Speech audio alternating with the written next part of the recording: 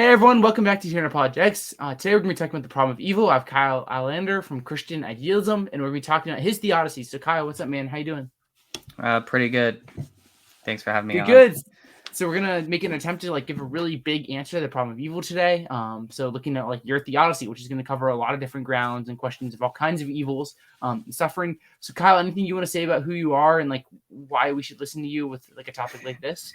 Yeah, so my name's Kyle Alander. I run the Christian Idealism YouTube channel, and recently I've been going deep into the philosophy of religion, and specifically I've been narrowing on the problem of evil debate.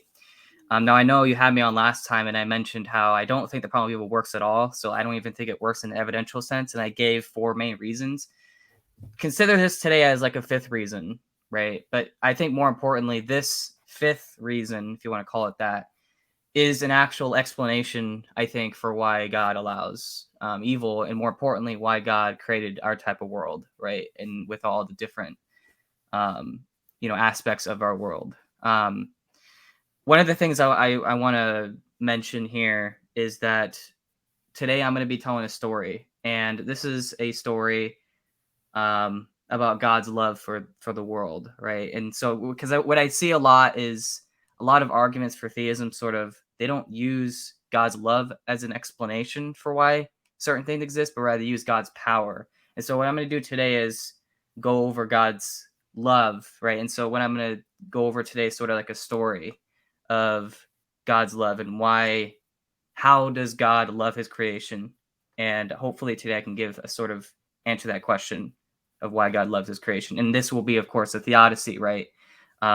That's basically how I view theodicy, is basically, it's this sort of explanatory account for why evil exists in the world, right? And I think it needs to give a coherent account. So that's what I'm going to do today. Mm-hmm. That makes sense. Yeah, I'm super pumped for this. And I guess the best way to start this off, and I didn't encourage people, it's linked in the description, is the first thing where we talked about 4 reasons the problem of evil fails. But I think the most important thing, one of the things to lay out here is the axiology of your theodicy. So we're talking about axiology, we're talking about value and things like this. So how are axiological considerations going to play a role in your theodicy, Kyle? Yeah, so one of the things about theodicy is what a lot of people do is they sort of start off with a axiology, right? Or they start to tell a story, but then in the story, their axiology is different, right? So I want to start off here before I get into the actual theodicy with the axiology that sort of underpins it, right? Because this will help sort of, then once we have the axiology, then we can sort of build from there. So the first axiological consideration is the defeat condition. I mentioned this in our previous discussion, but briefly, the defeat condition is basically the idea that all evil must be defeatable, which means that whatever evil happens to a creature, there must be some way in which that evil can be integrated into a larger whole, right? Mm-hmm. Let me see if I can find the actual definition of defeat. Let me see here real quick. So hold on. Let me see here. Okay, so Adams and John Schneider, they define defeat as this: an evil is defeated when it is integrated as a constitutive part of a viable possible whole, and that defeat not only outweighs the evil, but that defeat cannot be as valuable, or that good cannot be as valuable as it was without that evil, right? Mm-hmm. And so on this sort of account, the evil remains within the world, but that this evil can be sort of part of a greater whole. And this will lead to my second general considerations, which is the good wholes versus the good parts versus the good whole. Right. So what does this mean? Well, there's 2 different ways you can look at value. So one way to look at it is through parts whole, or the good parts, right? Where you have all good actions or all good state of affairs, right? On one end, and then no bad states of affairs. Whereas on the good whole aspect, you have good states of affairs, but that you have evil, bad states of affairs, but that evil bad states of affairs is part of a larger whole, right? And this is a little bit different because on this sort of account, it sort of recognizes the fact that there is no best possible world. That basically any world that God can create, there can always be a better world, right? So if you view goodness and value as on a good part paradigm, right? Well, God can't actually create a perfect world on that paradigm, because any world that God creates, you can always just add a good part to that world, right? So any world that God creates here, oh, there's another world over here where, God can just sort of add value to that world, right? And this is because of what's called the no inferior choice principle, where any choice that God makes, there cannot be an inferior choice. So any choice that God makes, if that choice is inferior to another choice, then God has to make, the better choice, right? But then the problem here, at least when you look at it through the good parts paradigm, is that you're not going to be able to, like, God's not going to be able to actually create a best world, right? Because any world that God creates, there could always just be a better one. I mentioned this in our previous discussion, right? And this was sort of, this is what sort of stops the problem of evil from being an issue, is because if there is no best world, then how can we say that God must create a perfect world if that's metaphysically impossible, right? So in my sort of account, the axiology that I use is a good whole paradigm, right? Where there can be evil, right? That's part of a good whole, right? So in that sort of way, then there's sort of this will bring me to my next idea, which is that which is called the problem of value incommensurability. So any world that God creates, there's always going to be an incrementable value world that that some other set of circumstances by which God can create this other world, right? But I guess with incommensurability, what that shows here is that there's a set of worlds that are incremental to one another, so you can't actually compare them in terms of value, right? And with this in mind, I think this gives more freedom to what God will actualize, right? So if God is motivated to create good things, right? If that's sort of what theism entails, then God's actions are in terms of motivations, right? And so, just because you can say, oh, well, God has the ability to create a different world, that doesn't mean he's actually going to be motivated to do so, right? And this is important. Well, I'll get into later, but yeah. So those are my, I guess, 5 general, actually logical considerations. So the defeat condition, the good whole paradigm, right? So instead of looking at value as a good part, so look at a good whole. And then you say that God is motivated, right, to create good things, right? And it's in terms of motivations, not abilities. And then 4th would be the no inferior choice principle. And so, from here, you say, okay, well, if God, okay, let's put it like this. If God is all good, then he is motivated to create good things. Now, the question is, what exactly is it that God will create, right?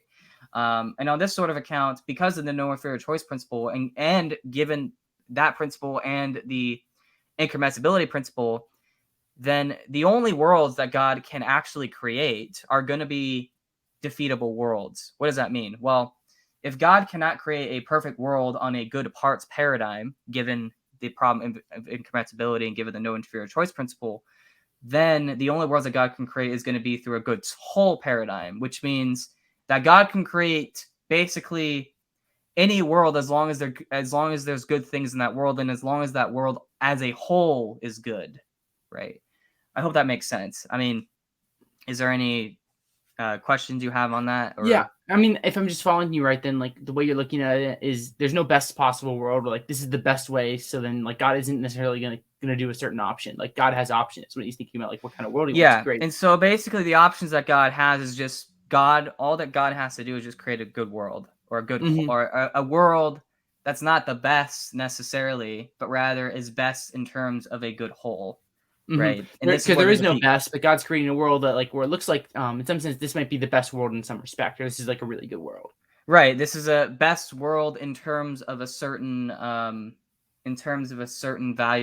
valuable whole, or at least in terms of, like, okay, we have this best world that's incremental to some other best world, right? So God's gonna sort of, choose which one to actualize. And there are some theists that actually think that that God would actualize all of them. So that would be modal realism, right? Or at least Mhm. a theistic modal realism. I am sort of agnostic on that. I'm open to that possibility. But for here, I'm going to focus, at least for my theodicy, I'm going to focus specifically on the world that we live in, right? So I'm not going to talk about all the other possible worlds that God could have actualized, right? But rather the world that or the world that we live in, right? Mhm. So I hope that sort of helps. Basically, in conclusion, the only on this sort of account, the only thing that God is motivated to create is going to be a good whole world, or a world that's good on the whole, right? Given the defeat condition and given, incommensurability and no inferior choice principle and all that stuff. So that's the start of it, right? And so the reason why things exist, at least in our world, right, is because they're good, right? On that sort of account, right? So the reason why God created stars is because they're good. The reason why God created humans is because they're good. The reason why, now, of course, when it gets to evil, it gets a little more complicated there, right? Well, okay, well, if God's going to create worlds, because if God's going to create things because they're good, then what about evil? And right, and so this is where the Theodicy comes in to sort of answer that question. And so I think I've laid out the axiology, and so I should probably get started with the Theodicy itself. Yeah, What do you let's think? do it. Let's do it. Okay. Yeah, I think that's great. So one of the things is we have to start out. Okay, so remember the axiology. Okay, so if God has to create a good whole world, right? If God is motivated to do that, then there's a little bit more freedom for God to actualize a certain world. And so the only world that God has to create is a world with good things, right? Now, what about our world, right? When we narrow it down to our world, well, I would say that God has motivations, or it's good for God to create an autonomous world, right?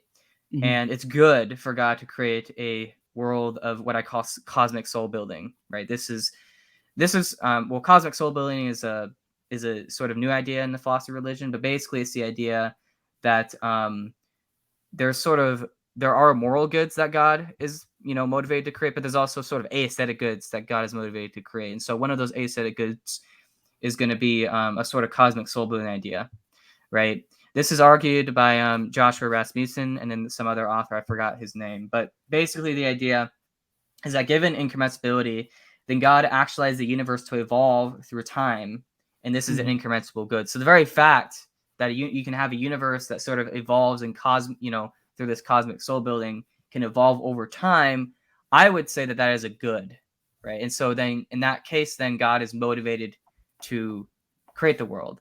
Now, of course, you can ask, okay, well, why that specific good? Why not some other good, right? And I would say my response to that, just briefly, is going to be the reason why God created this specific good and not some other specific good. We can actually identify the reason within the thing itself, right? So if we identify the fact that a world that sort of evolves and grows on its own, if that's a good, so if becoming better over time, if that's a good, right, then the reason why God would actualize that state of affairs is because it's good that something gets better over time, right? And I'm talking about just the whole universe here, so I'm not just talking about humans or animals or whatever.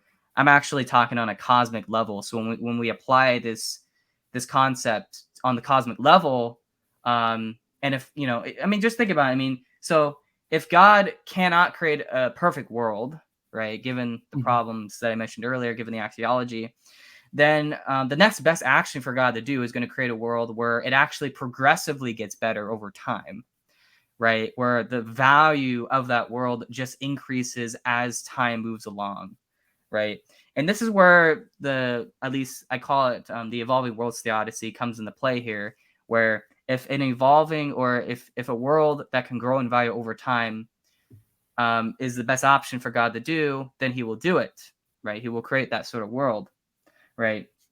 And one of the things is especially with the defeat condition, right? So if you look at the defeat condition, you can actually apply, I think, the defeat condition to aesthetic goods. So you can apply it to the beginning of the universe, right? And how the universe evolves, right? Yeah. And so that's sort of on that sort of account, then if it's true that God, if it's a good thing for God to create an autonomous world, right, with stars and planets and stuff, then it basically entails that there's going to be a long causal history to our world, right? And so with that in mind, then theism actually sort of entails that there's going to be a long causal history to the history of our universe, so God is not going to be motivated to create, a world instantaneously, right, out of nowhere, but rather God's going to sort of let natural processes play out, right? And again, this has to do with the whole cosmic soul building view, right? So when you have this cosmic soul building idea in the background, this sort of helps to understand, okay, what's the goal of creation, right? And I would say, given this theodicy, that the goal of creation is to be called, right, into the infinite, or be called into communion with God, not in the same way that we are, but rather it becomes more perfect over time, right? Hmm. So just as we are called, right, to be in communion with God and to have union with God, the universe itself is also called to be in union with God, right? In a sort of different way, not in the same way we are, but in this sort of aesthetic way. Hope that makes sense.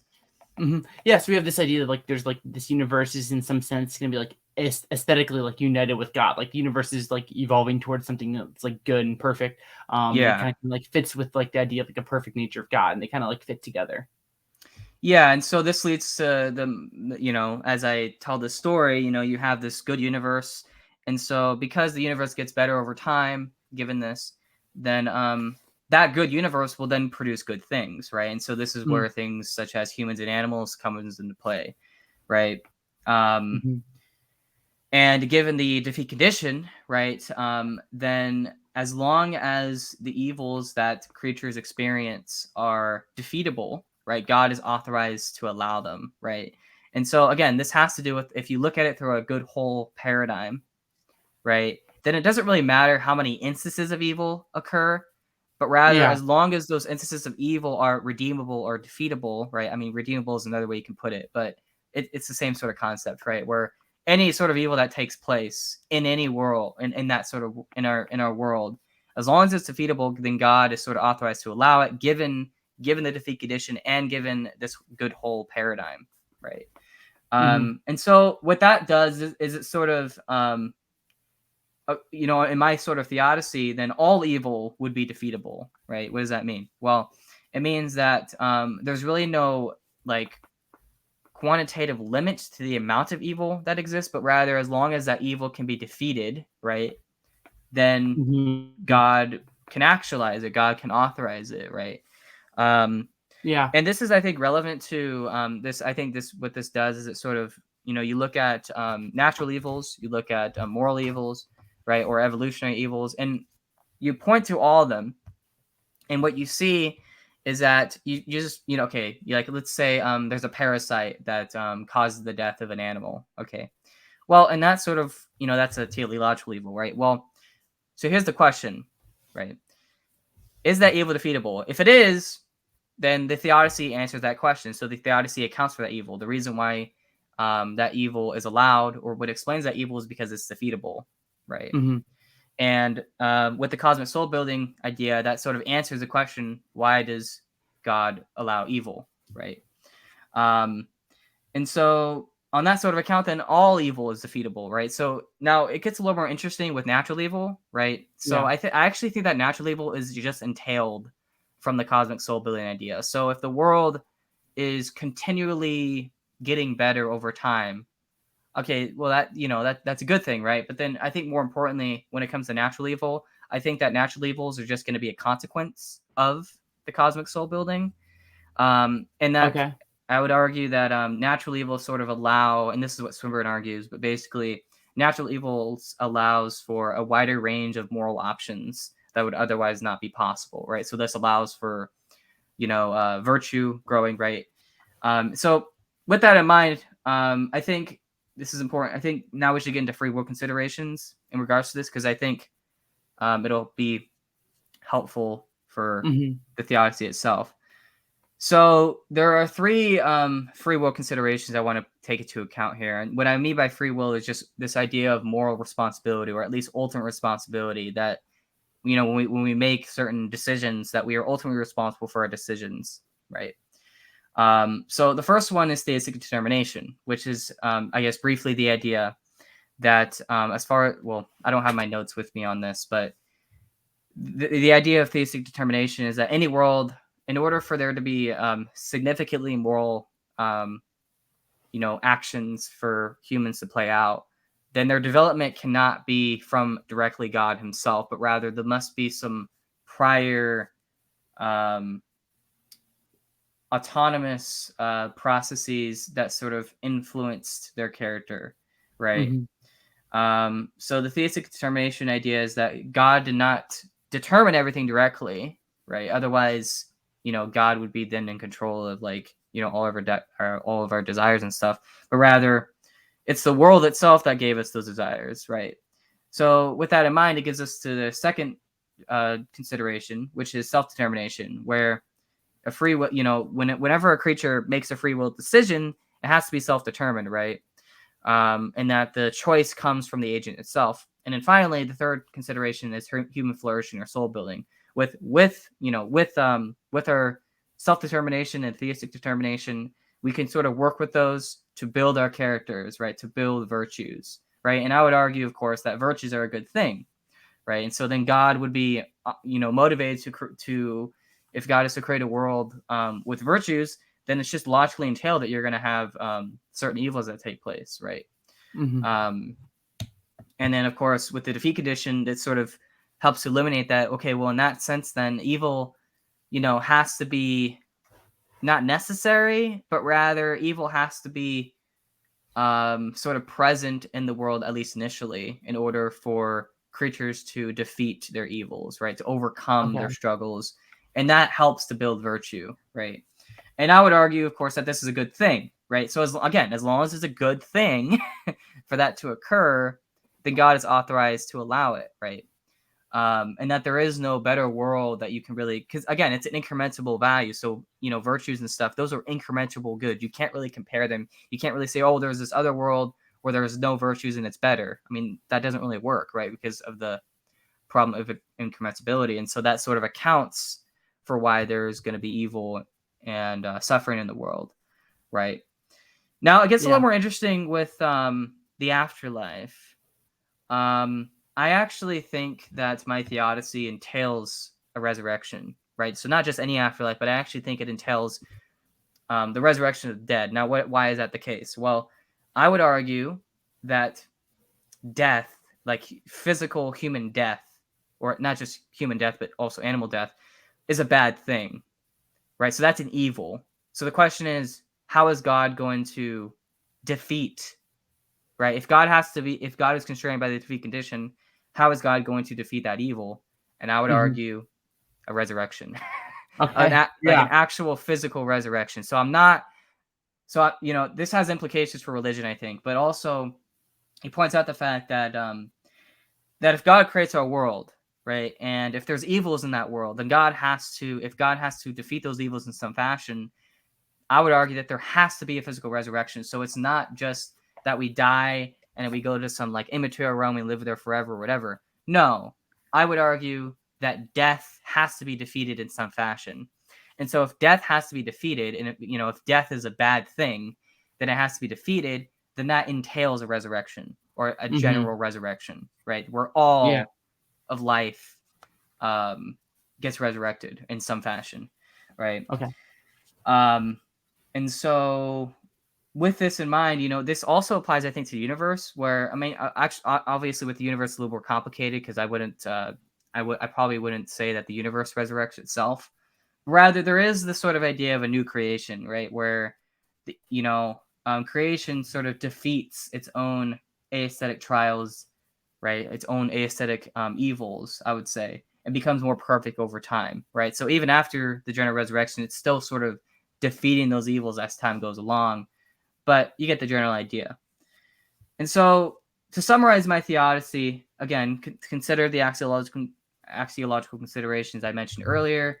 Consider the free will considerations, which is theistic determination, self-determination, human flourishing, and then consider cosmic soul building, right? And so again, if this is a good world for God to actualize, if there is no better world given the incommensurability and given the no inferior choice principle, and given that we're looking at this through a good whole paradigm, right, and given the defeat condition, then I would say that at least the world, within the context of the world that we live in, right, the reason why God allows for evil is so that we can get more perfect over time. And that the only way that's going to happen is if we actually defeat the evils that we currently experience.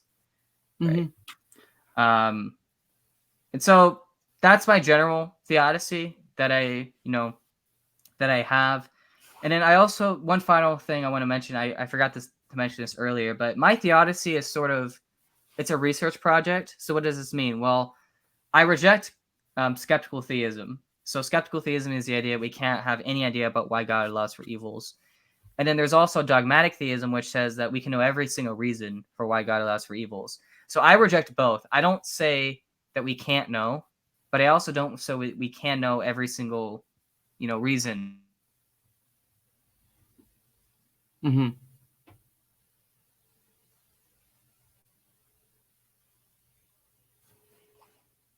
Sorry, did I break up? You broke up for a second, but you're back now. So Okay.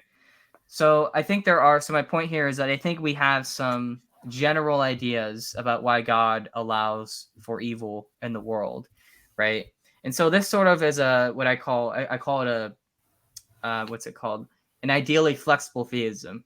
What does that mean? mm-hmm. Well, it means that it can just be a research project, right? Where we can learn more about why God allows for evil. So even if we don't know every single reason for why God allows for evil, we can at least research more on this and think more about it, right? And so that's the cool thing about, at least with My Theodicy, is that I'm not claiming that My Theodicy is exhaustive, right? But it sort of allows a framework Mm-hmm. to build on from, right? Yeah. So yeah, I mean that's My Theodicy. So I guess if I were to summarize it, God loves his creation, right? Obviously. And the way that God loves his creation is he's going to create a world that produces good things, right? And so if things like moral virtue, so if progressive human knowledge is a good thing, and if progressive human knowledge about virtues is a good thing, I would argue that an entailment of that is that God has to sort of actualize a world where there's trials, where there's a public environment so we can interact with one another, where there's going to be natural evil so that we can expand our knowledge about how to do good actions, right? And then, of course, with the aesthetic stuff, there's the consideration about aesthetic values, and in my video on the problem of evil, I mentioned how one of the aesthetic values was cosmic kenosis, right? Where this idea where the world sort of empties itself over and over and over again until it becomes more and more perfect over time, right? I hope that makes sense. Yeah. But yeah, that's My Theodicy. So it's sort of yeah. If you have any questions, if you want me to restate the story I have. Yeah.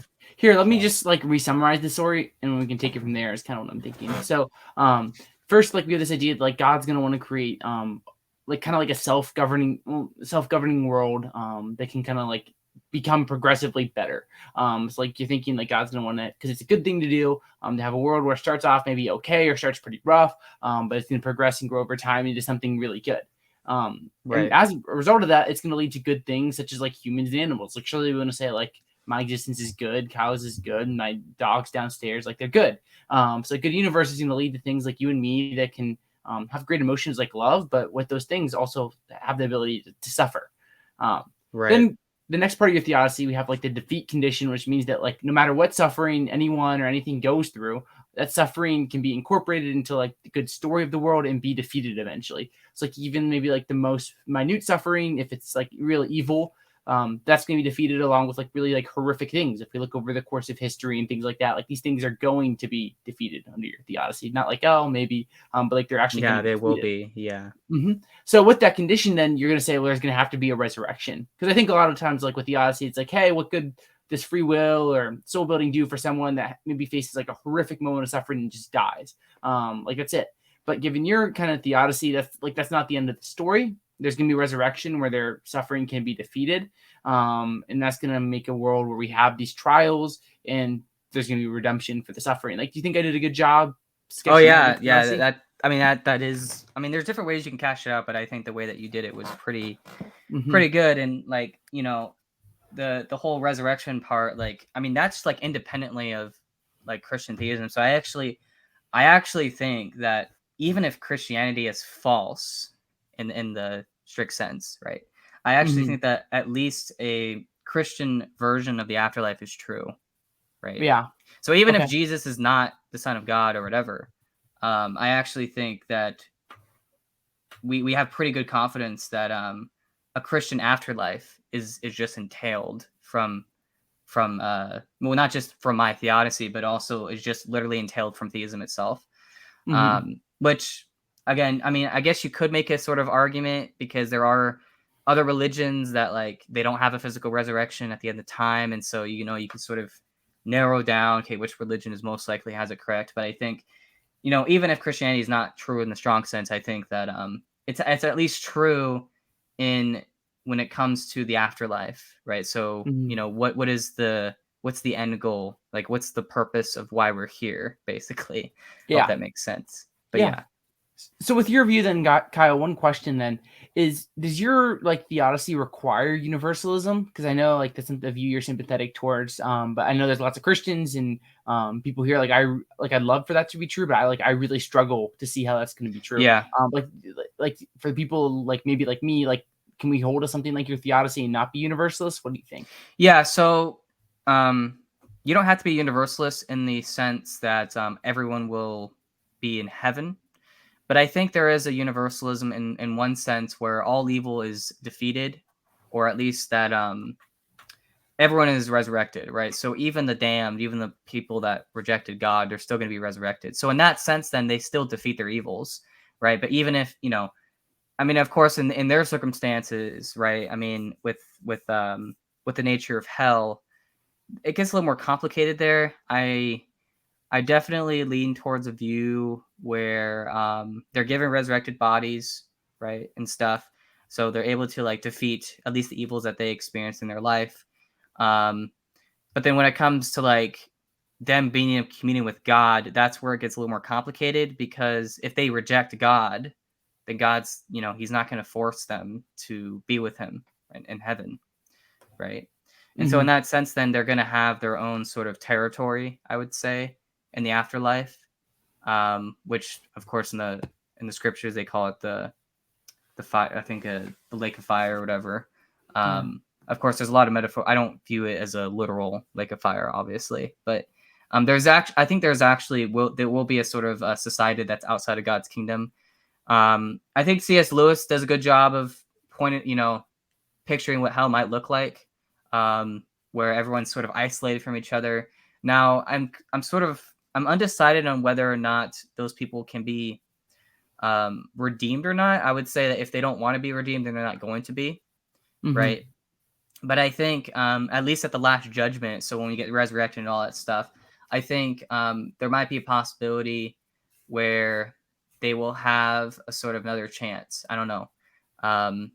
It's at that point, it's really speculative about what God's gonna actually do to those people, because I don't know what those I don't know what God's gonna do to them, right? But I would say that my theodicy is compatible with any sort of view about eternal conscious torment, annihilationism. Well, actually, now that I think about it, I think annihilationism would maybe not be ruled out, but I would argue that if annihilationism is true, I would say it's going to be an eventual annihilationism where somehow, I don't know how they're going to do it, but somehow they're going to kill themselves in their resurrected bodies. Again, I don't know how that would happen. So, but yeah, generally I would say that my theodicy is compatible with any view about about what the nature of hell is and stuff. So yeah. Okay. Yeah, that's great. Thanks for bringing it up. Maybe one more question, Kyle. Just thinking about like your theodicy. So we have this idea. I'm wondering for like human beings that maybe like face like really intense, like unredeemable sufferings in this life.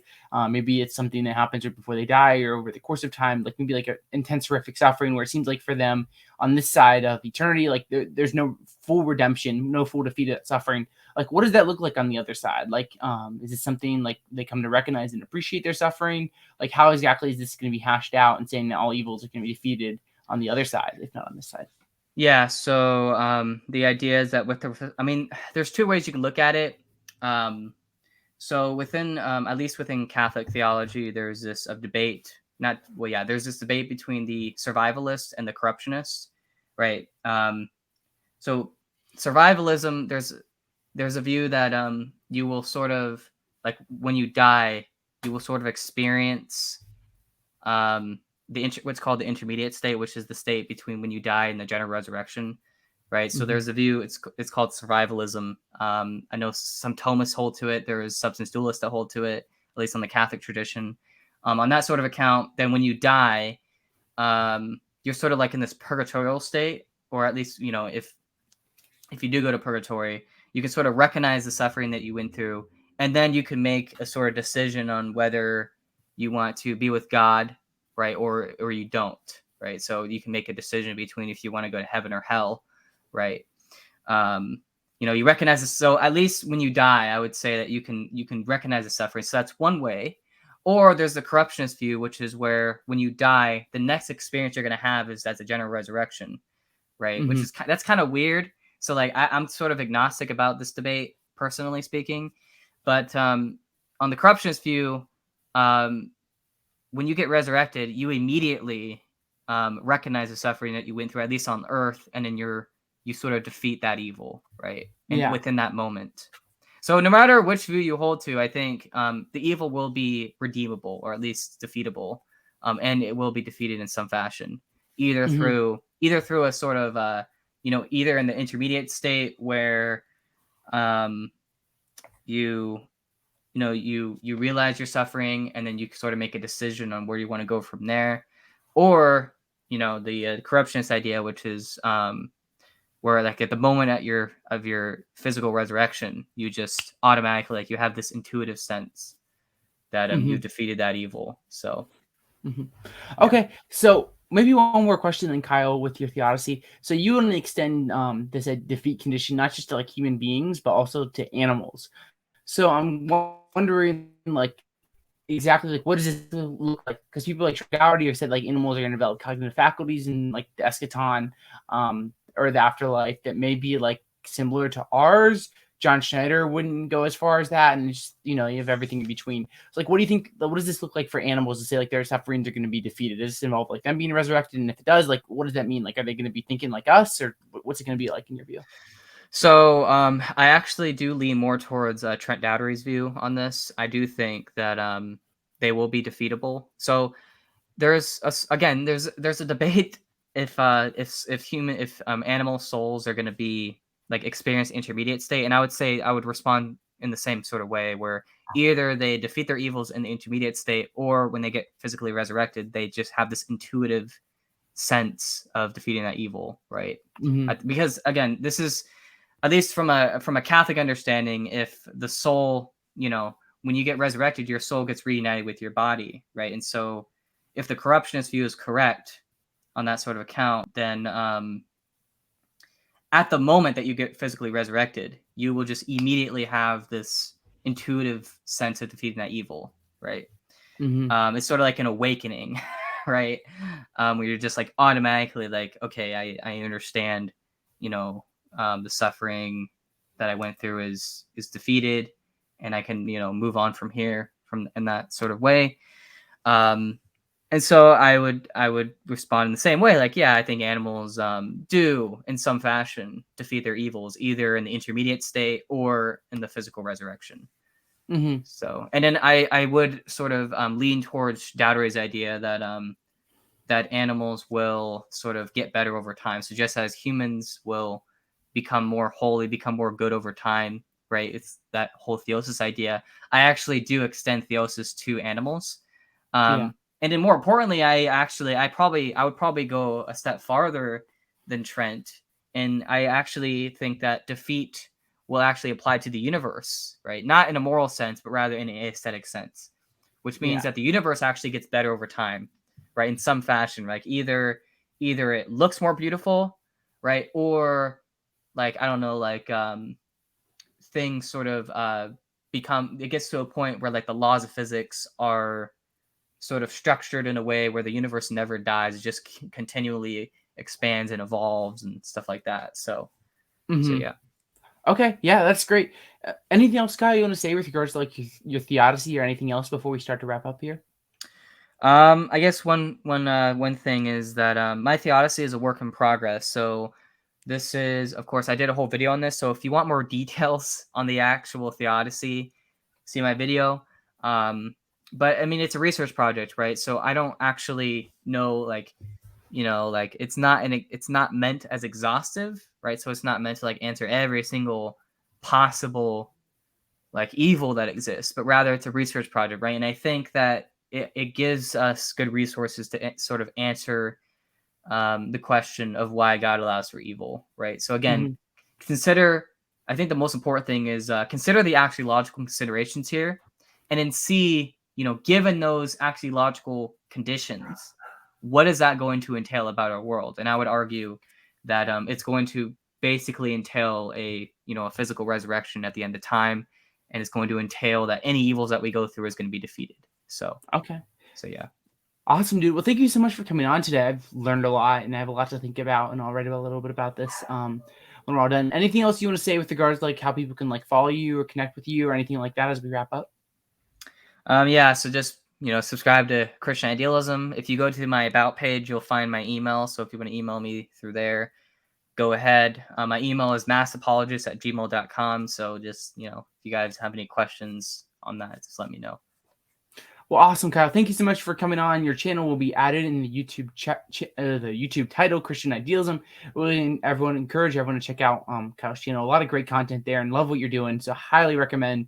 A lot of great content there. If you're new here, always encourage you to subscribe, leave a like, all that fun stuff for here in Apologetics. And if you really value our content, consider becoming a patron. Your support means a lot. You can do it for little as just $1 a month at patreon.com/Apologetics. No new patrons, I think, since the last time we did this, but feel free to consider doing that if you really enjoy what we're doing. But Kyle, thank you so much, man. Really enjoyed this conversation, and yeah, thank you. There's just so much great All stuff right. in. I hope people listening are like really like encouraged by this and thinking like, hey, there's a lot of like great answers and responses that can be looked at and explain the problem of evil. So thank you, No problem. and thank you everyone for tuning in. Have a good one, and God.